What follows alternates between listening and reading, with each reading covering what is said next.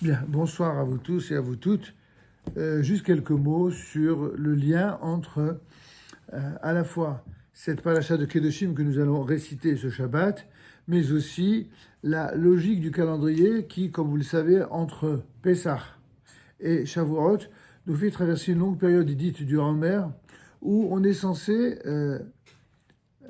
augmenter chaque jour de niveau, les fameux 49 degrés dits de sainteté qu'il faut franchir jusqu'au moment de jouir du Matan Torah, de ce don et de cette réception de la Torah, n'est possible que lorsqu'on a été capable de sortir comme à l'époque les enfants d'Israël du degré moins 49 à plus 49. C'est-à-dire que, d'après les sages, les enfants d'Israël avaient atteint le 49e degré d'impureté. Et que, d'un point de vue purement hypothétique, s'ils étaient descendus plus bas, ils n'auraient jamais pu se relever. À l'inverse, ce qu'on vient de nous apprendre, c'est que quand quelqu'un arrive à être à ce point en dessous de 0-49,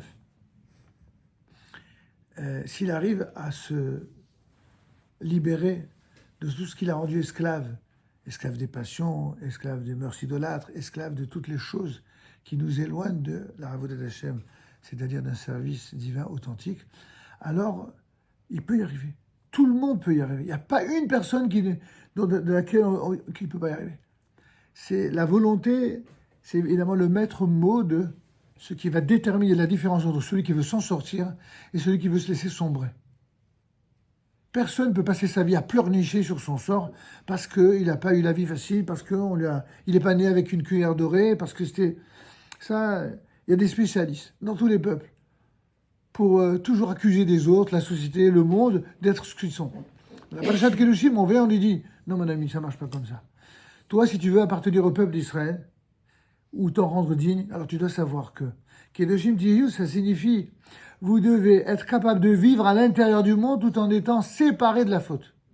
D'abord, séparé de toutes les fautes qui font tourner la tête et des hommes et des femmes, et peut-être parfois plus encore les hommes que les femmes, même si ça va forcément et souvent de pair, eh bien c'est de prendre cette distance par rapport aux tentations des fautes liées justement à la sexualité, à toutes les dépravations sexuelles. Quand quelqu'un goûte à cela, malheureusement, pour arriver à passer du moins 49 à plus 49, c'est très difficile. Et même quand il y arrive péniblement, il y a toujours des séquelles, des conséquences. Pour en sortir, c'est très difficile. Pourquoi ? Parce qu'à moins d'être quelqu'un d'exceptionnel, en général, quand quelqu'un a fait ce qu'on appelle teshuva, c'est vrai que lorsqu'il fait teshuva, il a eu le mérite de gravir les échelons, c'est vrai. Et là-dessus, tous les sages sont d'accord pour dire qu'il a un mérite formidable. Mais il y a quelque chose qui le guette, puisqu'on a tous un Yetzer Hara, un mauvais penchant. C'est quoi le mauvais penchant de celui qui a fait les 400 coups et qui tout d'un coup, il est redevenu, on va dire, clean? C'est de se donner d'honneur, de leçons plus que les autres, en oubliant son passé. Alors sinon, on n'a pas le droit de lui rappeler son passé. Lui, par contre, il n'a pas le droit de l'oublier. Il faut faire attention à ça. Quand quelqu'un fait les 400 coups, il doit rester un petit peu humble. Et faire attention. Parce que sans cela, sa teshuva ne sera pas une vraie teshuva. Elle ne sera pas aboutie. Pourquoi ? Parce que la nature de l'être humain est ainsi faite que, des fois, donner des leçons aux autres, c'est soit pour arriver à supporter le poids du changement dans sa propre existence, parce que c'est difficile, et donc pour valoriser son changement à ses propres yeux et aux yeux des autres, alors il a besoin, par exemple, de dire du mal de ceux qui ne le ressemblent pas aujourd'hui, mais qui lui rappellent ce qu'il était hier. Ça ne marche pas, ça, mes amis. Quand la Torah, elle dit, vous aimerez l'étranger parce que vous aimerez l'étranger parce que vous avez été étranger en Égypte, ça veut dire que nous, on ne doit pas ressembler à ceux qui disent que parce que moi j'en ai bavé, il faut que j'en fasse baver les autres. Pas du tout. C'est tout le contraire de la morale juive, ça. La morale juive, c'est parce que toi, tu as été étranger, alors tu dois avoir de la considération pour l'étranger. Parce que tu as souffert, alors tu ne vas pas faire souffrir les autres.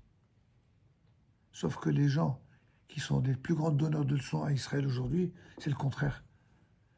Ils ont pourri Israël, ils les ont spoliés, ils les ont violés, ils les ont volés, ils leur ont fait les pires vilainies pendant 2000 ans, et ce sont les héritiers de ces gens-là qui veulent donner des leçons à Israël de savoir comment ils doivent se comporter avec les mauvais voisins, et leur donner des leçons de morale. Vous comprenez la différence? Alors, dans Kiddushin, on te dit non. Il faut que tu apprennes à comprendre, à considérer que pour être quelqu'un de bien, tu ne peux pas être quelqu'un de bien simplement parce que tu as compris intellectuellement une leçon de morale, puis tu vas la donner aux autres, et puis tu pourras me faire croire que tu vas être en mesure et légitime à donner des leçons, alors que toi-même, par en dessous, on ne sait pas ce que tu fais. Mais il y en a un qui sait, c'est lui. Lui, il voit tout.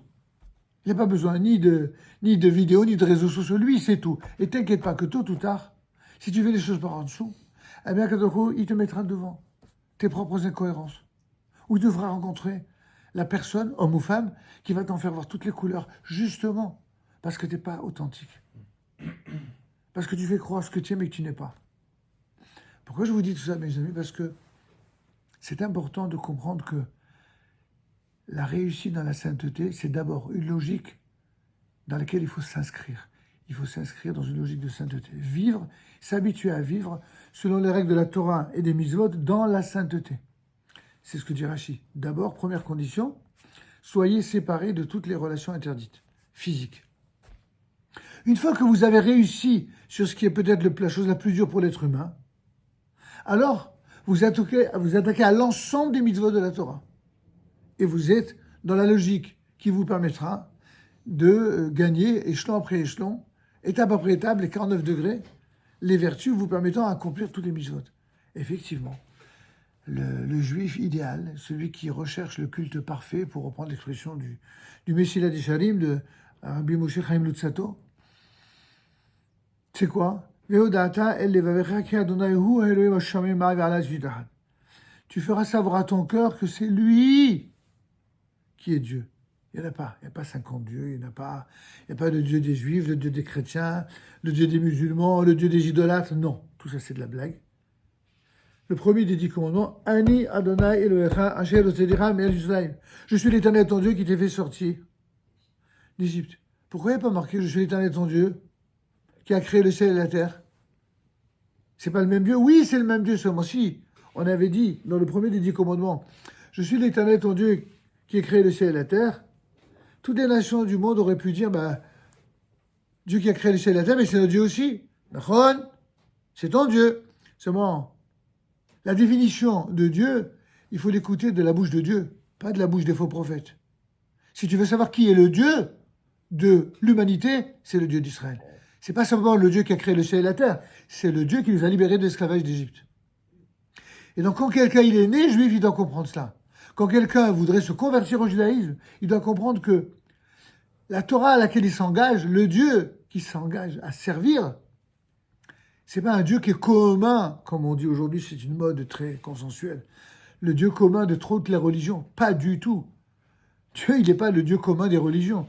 Le Dieu de toute l'humanité, c'est le Dieu d'Israël. C'est très différent. Ça n'a rien à voir avec la manière dont vous vous habituez pour être consensuel. Ça ne veut pas dire qu'il faut mépriser les autres religions. Ne nous faites jamais dire ce qu'on ne dit pas. Il faut respecter tous les gens qui sont sincères. Il y a même Igmara qui le dit. Quand quelqu'un prie avec sincérité, même s'il se trompe dans la manière d'appeler Dieu, même s'il se trompe dans la manière de respecter son culte, ou parce qu'il a été ainsi amené à suivre tel faux Dieu, tel faux prophète, telle idolâtrie, malgré tout, si ce quelqu'un est quelqu'un de sincère, si ce quelqu'un, il est vertueux, celui-là, sa prière, elle sera entendue par Dieu. Et nous, on le respecte. Vous voyez? On est à des années-lumière de ceux qui ont voulu nous tuer et nous brûler, parce qu'on avait l'audace de rester fidèle au Dieu d'Israël. Nous, on veut tuer personne, on veut brûler personne. Les seuls qu'on est prêts à tuer, ce sont ceux qui veulent nous tuer. Ceux qui veulent nous détruire, nous exterminer. Ça, oui. Et on s'en cache pas du tout. Mais par contre, il n'y a rien de plus sacré que la vie des êtres humains qui ont été faits par Dieu. Pour nous, tous les êtres humains ont été faits par Dieu.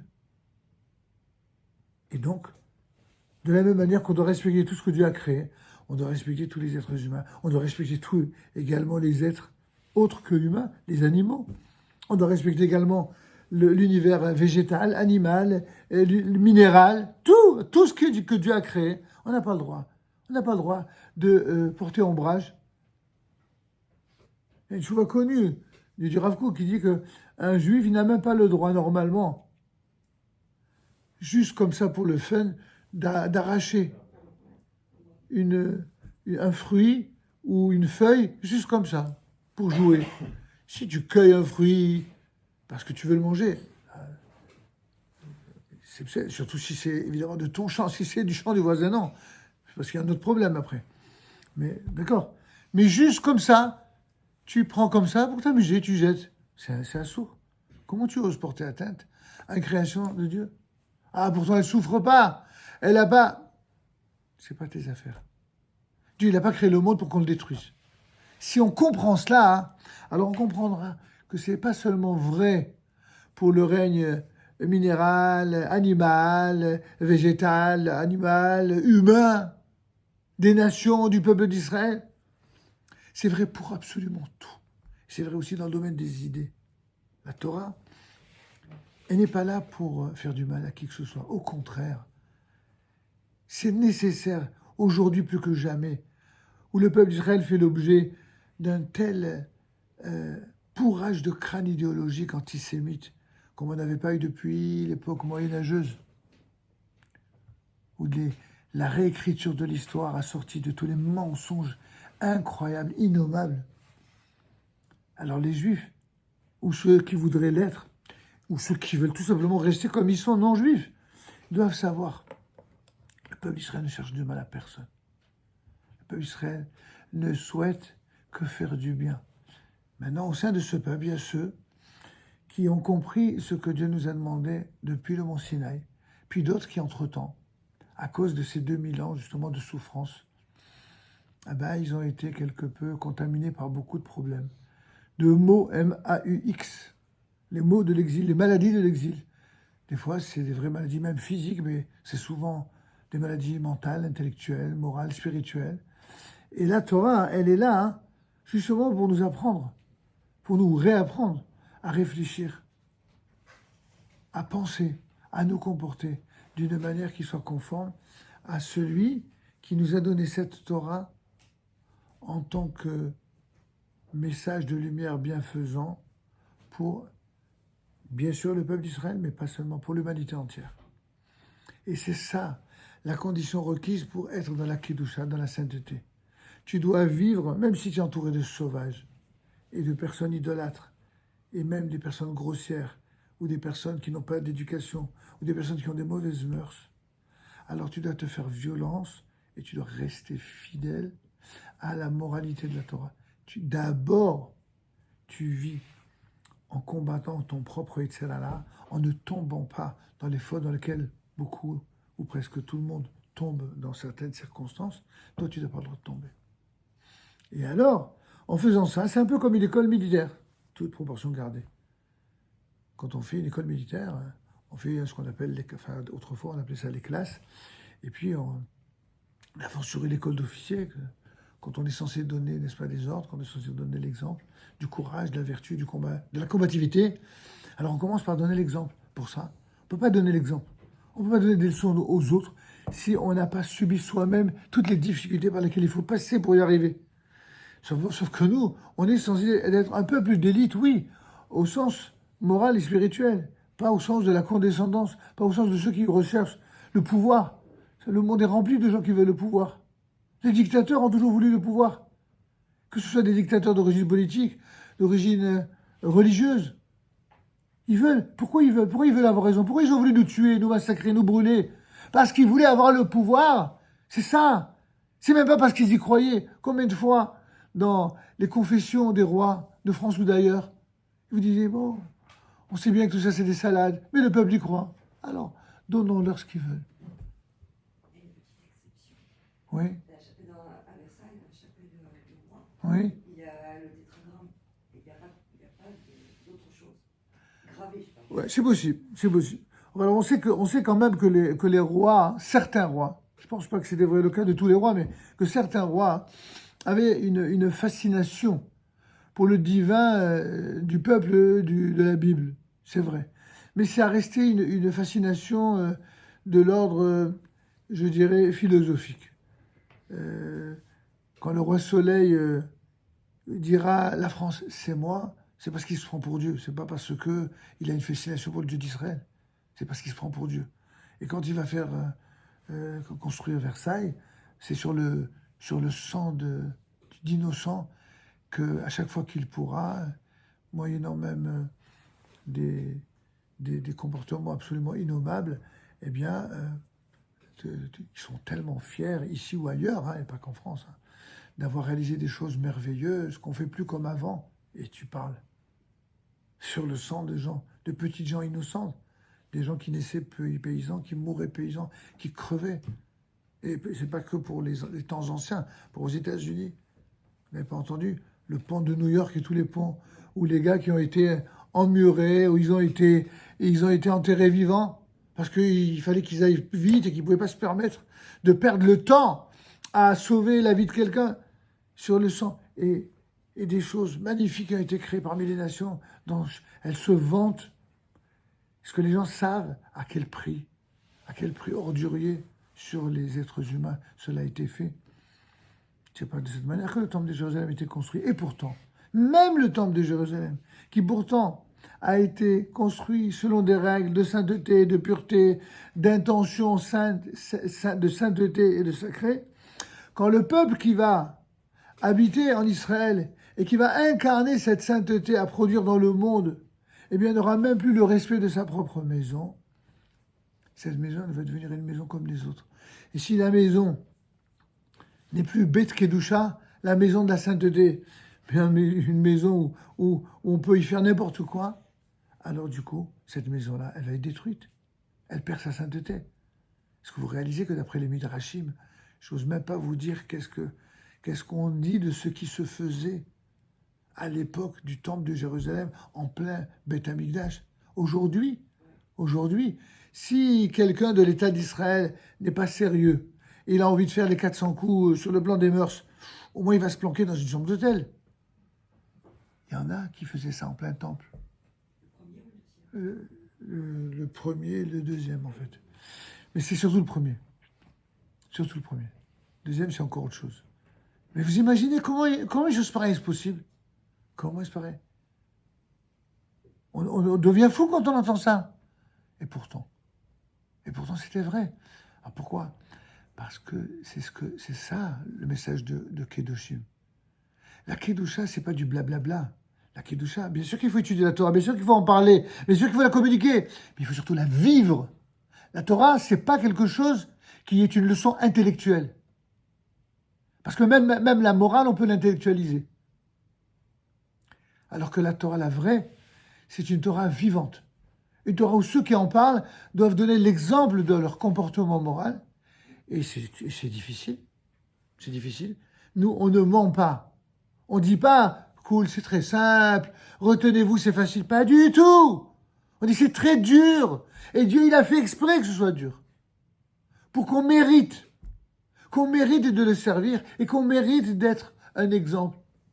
On ne peut pas donner des leçons de morale aux autres si on n'est pas un exemple. Et on ne peut pas être un exemple si on ne s'est pas battu soi-même contre ses propres tentations. Impossible.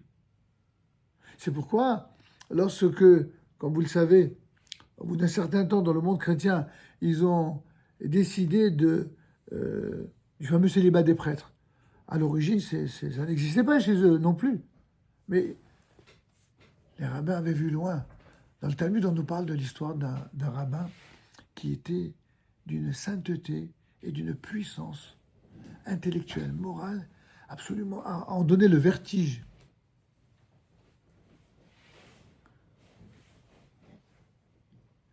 Et le yéyé qui est, comment il disait déjà, j'ai un trou de mémoire, excusez-moi, j'ai oublié même son nom. Dans une des premières règles du journal de Eben Haezer, où il y a un maître qui dit, moi, il n'y a aucune femme sur la terre qui va me donner toutes les jouissances que peut me donner la Torah. Et il était sincère, et il était du niveau de le dire. Les rabbins lui sont tombés dessus, il lui dit, les nazis, tu te calmes. Ça marche pas, ça. On sait que toi, ce que tu dis, tu es sincère et que c'est vrai, que tu es du niveau. Mais tu t'imagines, Si les êtres humains s'amenaient à penser comme toi, ou à croire que c'est possible pour monsieur tout le monde, alors demain, on aura des gens qui vont tous se faire passer pour des saints et qui feront toutes les pourritures par en dessous. Regardez. Ben Azaï, ça vient de me revenir. Ben Azaï. Et ils l'ont désavoué. Et c'est pour ça qu'on l'appelle pas Rabbi comme les autres, mais fils de son père. Ben Azaï. Il a été destitué du nom de Rabbi. Pourquoi? Ça marche pas, mon ami. La Torah, c'est pas pour les anges. Les anges, ils n'ont aucune aspiration, aucun désir, aucune envie. Un Talmid Chacham, un être humain, quel qu'il soit, juif ou non juif, Talmid Chacham ou simple, il a des désirs, il a des envies, mais il doit les contenir, il doit les maîtriser. Et c'est ce que la Torah nous permet de faire. D'autres ont voulu, entre guillemets, se la jouer. On ne peut pas avoir l'amour pour le Seigneur et l'amour pour une femme. Donc, célibat des prêtres. Et puis, bon, vous connaissez la suite par délicatesse, puisque c'est une vidéo publique. Je ne vais pas faire de commentaires sur ce que ceux qui se prenaient pour des amoureux de Dieu, eh bien, parfois, sont, comme dirait l'autre, père et grand-père de famille. D'accord ? C'est connu. Parce que c'est pas possible. C'est pas humain. C'est pas humain. C'est pas normal. Et la Torah, elle dit clairement, un rabbin qui n'est pas marié ne peut pas rester rabbin. C'est pas possible. On ne peut pas parler des hommes et des femmes et parler de choses qui sont importantes, qui sont... D'ailleurs, j'avais une vraie amitié qui s'est créée avec un des prêtres qui venait à une rencontre qu'à l'époque j'avais accepté de faire par sympathie pour ce prêtre qui me l'avait demandé. Et bon, on avait fait des échanges très intéressants. Et il m'a dit, tu sais, des fois je t'envie, mais vraiment très sincèrement, du fait d'être marié, pas pour les raisons physiques. Il dit, parce que quand les gens ils viennent à la confession et qu'ils me parlent de leurs problèmes de couple, j'ai l'air d'un abruti, je ne sais pas quoi leur dire. Je dis ce qu'on m'a dit de dire, mais en fin de compte, je ne suis pas passé. Tandis que je le vois bien que, genre, bon, ils m'écoutent parce qu'ils sont polis. Mais alors que toi, tu es marié, tu as des enfants, tu sais de quoi tu parles. Donc les gens, ils savent que tu partages avec eux quelque chose qui est un vécu. Et ça, c'est le témoignage d'un prêtre catholique. Hein, c'est pas... Et qui était, en tout cas, en plus, quelqu'un que je respectais beaucoup, parce qu'il était vraiment quelqu'un de sincère, de profond. Mais vous comprenez qu'à un moment donné, ce qui est valable pour une exception comme ça, c'est pas valable pour la plupart des êtres humains. C'est pas humain qu'un homme puisse vivre sans être confronté à la réalité de la vie humaine avec une femme, pas uniquement pour la dimension charnelle ou physique, mais pour tout ce qu'une femme elle apporte à un homme. Un homme, nous dit la Gemara, une marque très connue, qu'un homme qui vit sans être marié, il vit sans être heureux, il ne connaît pas le bonheur, il ne connaît pas la protection, il ne connaît pas, il est sans muraille, sans protection, sans Torah. Et il n'est pas un homme. Waouh! Il n'est pas un homme. Mais il y a plein de Bachorim qui sont des super hommes, qui étudient la Torah, qui ne sont pas encore mariés. Ça veut dire quoi? Ils ne sont pas des hommes. C'est pas ça que ça veut dire. C'est-à-dire qu'il y a... Ne confond pas un homme dans le sens avoir la capacité d'être un homme ou avoir passé la bar mitzvah et être un homme dans le sens celui qui assume sa responsabilité au sein d'un couple, d'un foyer, d'une famille, d'une communauté, d'un peuple, d'une nation, voire même de l'univers tout entier de l'humanité. Ça, c'est un homme. Quelqu'un qui assume. Et le fait d'être marié, c'est juste pour l'assumer de manière plus agréable, plus enthousiaste. Parce qu'effectivement, ce qu'une femme apporte à un homme ou un homme à une femme, c'est l'enthousiasme, la joie de vivre. C'est pas quelque chose qui se réduit à quelque chose d'animal. Sinon, les animaux font ça aussi bien. Hein. Non, non. C'est pas ça un homme. Un homme, c'est celui qui est capable, tout en ayant une vie épanouie sur le plan des sens, sur le plan physique, de ne pas en être esclave, mais de savoir les dominer. C'est pas facile, mais grâce à Dieu, c'est ça la Kedusha. Vis dans la sainteté, et Dieu va donner la force, il va donner les moyens d'y arriver.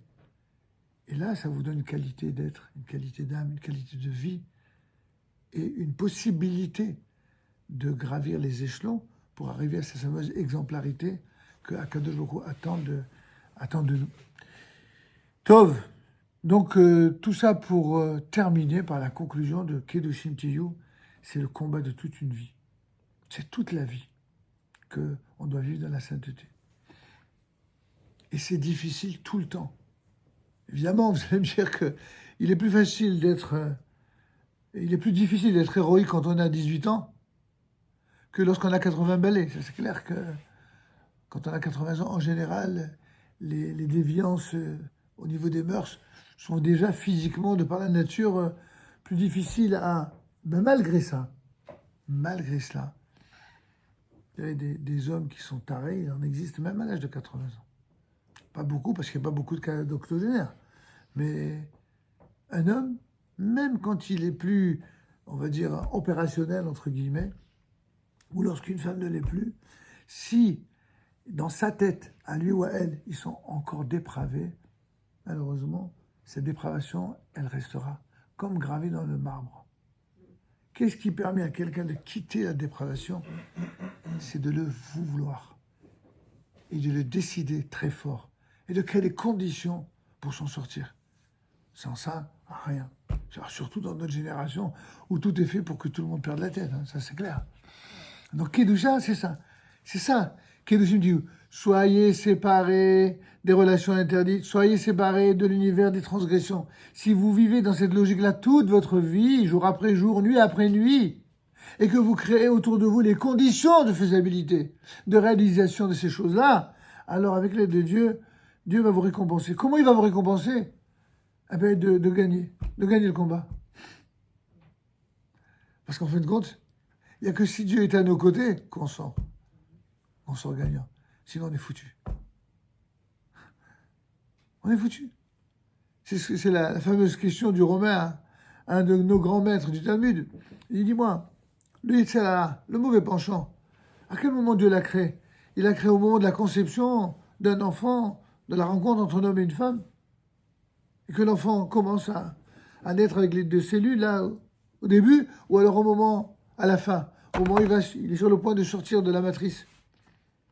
Alors le rabbin il lui répond, c'est au moment de la conception. Et le Romain dit, c'est marrant ce que tu me dis là. Moi, j'aurais cru le contraire. J'aurais cru que c'était au moment de l'accouchement. Et il dit, pourquoi? Il dit, parce que si c'était au début de la conception, puisque le rôle du mauvais penchant, c'est de faire mourir la volonté. Alors de la même manière, le fœtus, il mourrait à l'intérieur même du ventre de sa mère. Le rabbi réfléchit, et le Talmud sans transition nous dit, il est allé donner cours aux élèves. Il leur a dit, j'ai pris une leçon d'un idolâtre aujourd'hui. Il est en train de dire que c'est lui qui avait raison. C'est pas lui, ce qu'il a dit, lui, le rabbin qui était juste, c'est ce que l'idolâtre a dit. À savoir que le Yetzer Hara, le mauvais penchant, il n'est pas créé au moment de l'acte, au moment de la venue, du commencement de la gestation, de la grossesse. Non, c'est au moment où le bébé, il sort de la matrice. Mais il ne s'arrête pas là. Il dit à ses élèves, et d'où je sais que c'est lui qui a raison, parce que la Torah nous le dit. C'est-à-dire que même si un non-juif dit quelque chose de juste, on n'hésite pas un seul instant à dire qu'il a raison. Mais on ne peut pas imaginer qu'il ait raison sans que cette raison-là, elle ait une source dans la Torah. Et c'est pourquoi il citera un verset de la Torah, dans lequel il est dit, au tout début de Bereshit, la petah hatadrobetz. À l'entrée de la porte, la faute, elle est tapie. C'est-à-dire qu'elle nous attend au tournant. Certains le disent d'ailleurs, au sens figuré, que c'est pour ça que lorsqu'on rentre dans chaque porte, puisqu'à chaque porte, eh bien, la faute nous attend au tournant, donc on met une mezouza, on respecte le commandement de mettre la mezouza à droite, on embrasse la mezouza, C'est comme si on crachait de l'autre côté, en face de la mezouza, en disant « Tu m'attends au tournant pour faire de la faute, tu m'auras pas. » J'embrasse la mezouza et je m'inscris dans la sainteté de cette mezouza et dans la sainteté de ce qu'elle représente, toutes les mitzvot de la Torah, et je tourne le dos à la faute. De la même manière, dira ce rabbi, il dit au moment où la matrice va permettre le passage du bébé, c'est à ce moment précis que Dieu va mettre le Yetzer Hara. Ça veut dire quoi? L'entrée de la porte, c'est la matrice, au sens figuré. La matrice devient l'entrée de la porte. C'est-à-dire que dès que on sort, que le bébé sort à la tête de la matrice, c'est à ce moment précis que Dieu inocule ce fameux mauvais penchant. Et pourquoi Dieu fait ça? Quel gâchis! Chas v'shalom. C'est ça la vie. Dieu nous a donné la vie que pour nous battre. Quand quelqu'un n'a pas d'idéal dans la vie, eh ben, il ne se bat pas. Il se laisse aller. Tous les losers de la création, tous ceux qui renoncent à tout, sont des gens qui n'ont aucune joie de vivre pour se battre pour aucun idéal. Leur seul petit idéal, c'est leur ego, leur plaisir, leur personne. Ça, c'est quand le mauvais penchant, il est le chef. Vient Dieu et nous dit, tant, je te mets le mauvais penchant pour que ce soit toi le chef. Seulement attention, ce ne sera pas facile. Tu sais pourquoi?